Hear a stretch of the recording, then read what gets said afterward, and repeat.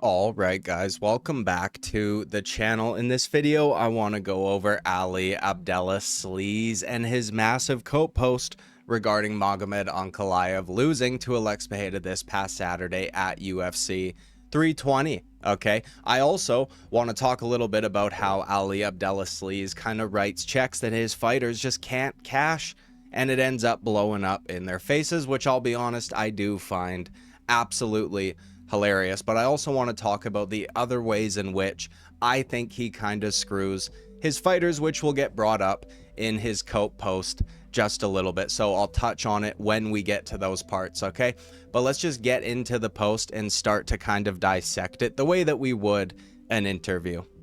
All right, quote, Saturday night, Magomed Ankalaev fought Alex Pereira in the rematch, and Alex Pereira won. Congratulations to him and his team. I know his coaches, managers, and always showed them respect. I don't know Alex personally, but I am team Magomed Ankalaev. Whatever I can do to help him, I will do it, as long as I don't insult someone's family, religion, or his nation. Everything Ankalaev said on his social media, he approved it, and if I did help him, it was with his knowledge. But at the end of the day, we are in a fighting business. As long as no one speaks about you in a bad way, or your family, or your nation.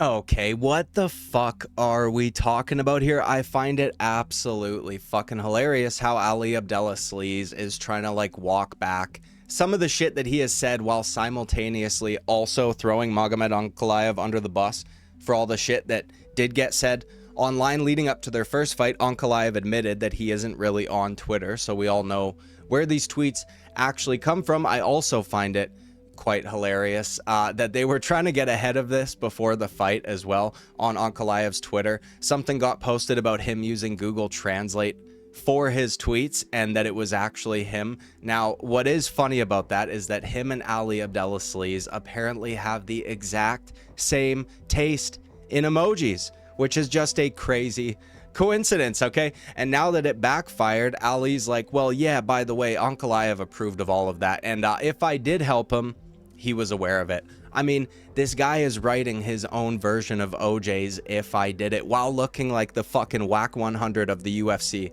or something. On Peru. I mean, what is this outfit? Honestly, it looks like he put on an outfit and then has yet to grow into it. Also, I want to say how fucking annoying I find it when guys like this want to set the terms or the rules of engagement for trash talk in fighting. Like, everything I said is perfectly fine as long as I don't bring up religion or family or whatever else. Just shut the fuck up with that bullshit, okay? This is just like MVP trying to advocate that fighters get fined for bringing up family. It's a bit of a sore spot. Do you know what I mean? MVP doesn't want his dad getting brought up the same way Ali doesn't want his son that he had with an underage girl, by the way, who he then abandoned to get brought up, I guess. Or maybe Aisha, who knows? But I just find it ridiculous that we set these arbitrary lines or rules that aren't going to apply or be the same for everyone. I mean, Alex Pereira was clearly very upset at his past getting brought up in an insulting way, but no one's advocating that we ban bringing up shit like that. Not to mention, you guys made fun of Alex for being an alcoholic or whatever the fuck. How is that not saying anything bad about him? Okay, but either way, let's keep going. Quote, about me doing sports or not doing sports. This is irrelevant, but I have 2 black belts in judo and jiu-jitsu under Master Renzo Gracie, and I also competed in judo and MMA, but in reality, this is not about me and Alex. Okay, now listen. I will concede that Alex Pereira was incorrect there. Ali Abdelaziz did in fact compete in mixed martial arts, but I don't think I blame Alex Pereira for not knowing that, okay? As Ali's MMA career was very short-lived and not very successful at all. I mean, the only reason that I ever looked into his MMA career was because I found out that the FBI referred to him as Tap Out because he kept getting submitted in his fights, and I find that absolutely fucking hilarious. They also called him Dolphin for obvious reasons. I mean, would you take a look at that head, for crying out loud? But I don't even know if this was the point Alex was trying to make, more so trying to just say like, hey motherfucker, one of you has to get in the cage with me, and it isn't you, so all you're doing is making it worse on your boy or something along those lines. Again, Ali has done this now a few times, this one obviously being the most consequential, but let's keep going. Quote, this is about Magomed Ankalaev and Alex. Alex was the best man on Saturday night, and we take our losses like men. We move on. I don't have any problems with Alex. I respect everything he's accomplished. There's a lot of things that happened with Ankalaev in his camp, but it's for him to talk about, not me, even though I'm going to talk about it right now. And if I need to talk about it, I will talk about it.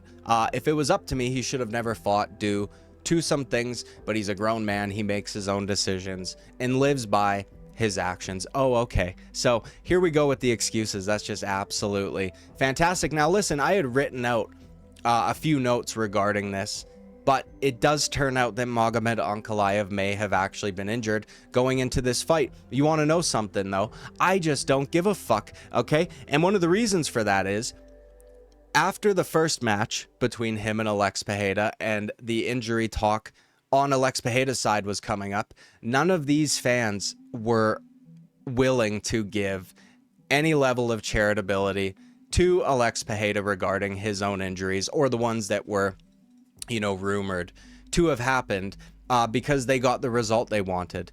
But, you know, and by the way, I think he proved that there probably was some things going on with him in that first fight, but all of those same fans are not ever going to offer the same level of charitability to Alex Pereira that they would for Magomed Ankalaev, including Ali Abdelaziz. Okay, also something I want to say, if a fighter is injured or sick or whatever, in my opinion, at least generally, would probably manifest much more in a 25-minute long fight than in an 80-second ass whooping.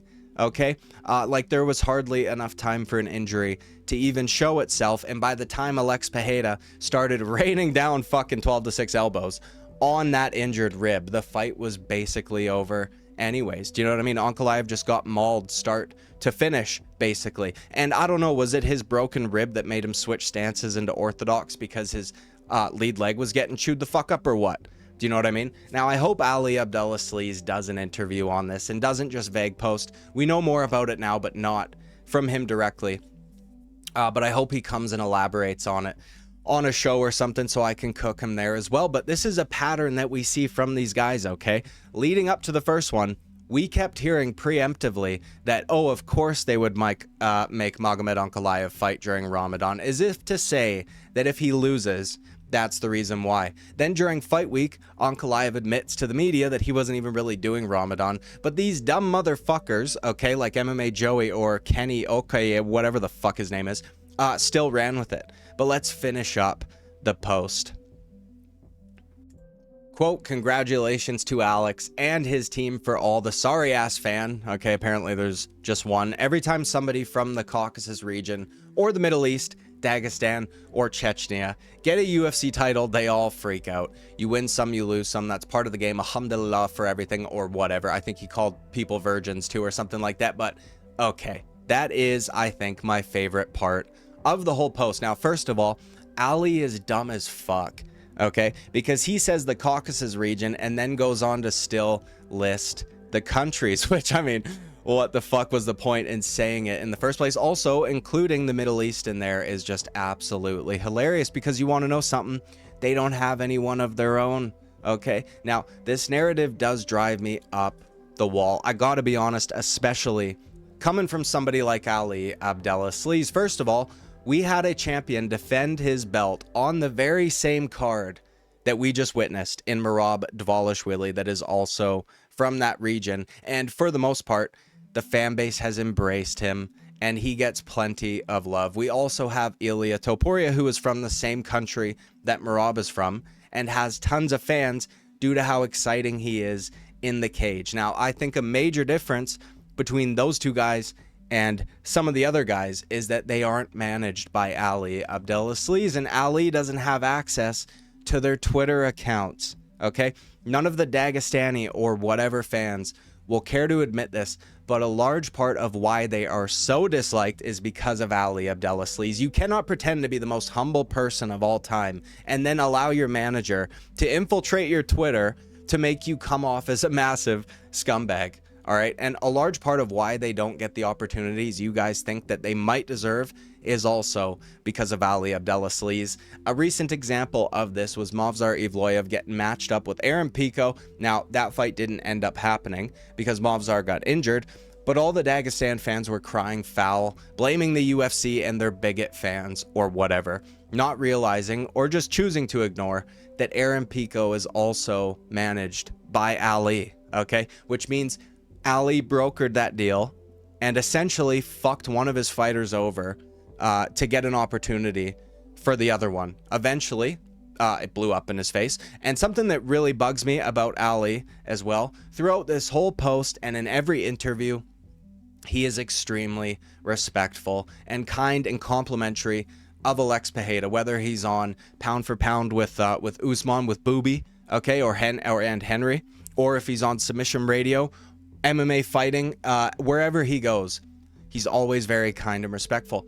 But that's because he's on camera, okay? But when he's logged into his fighters' Twitter accounts, he just makes an ass out of them and then, you know, and gets to be as much of a dickhead as he wants while always having some level of plausible deniability. And like we saw here in this post, even going so far as to throw Ankalaev under the bus so he can pretend that, you know, he's the bigger man or whatever, while wearing an outfit 2 sizes too big, which is just incredible. Now, I do gotta say, the fighters that allow him to do this, so I fully agree with Yuri Prohaska on this regard, the fighters that allow him to do this are absolutely also responsible.